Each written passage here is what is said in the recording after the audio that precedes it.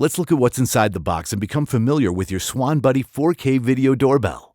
In the box you should have a SwannBuddy4K doorbell unit, a SwannBuddy Chime Unit, 2 AA batteries, a 32 GB micro SD card, a mounting bracket, a USB to USB-C charging cable, mounting screws and hardware, operating instructions, and theft deterrent stickers.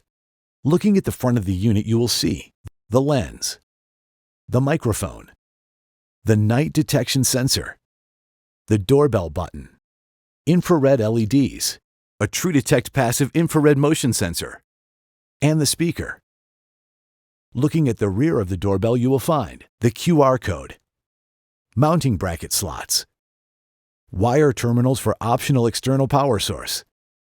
Open the access flap to reveal the set button, the power button, the micro SD card slot, and the USB-C charging port. Looking at the front of the Chime unit, you will find the speaker. Looking at the top of the Chime unit, you will find the LED indicator and the set button.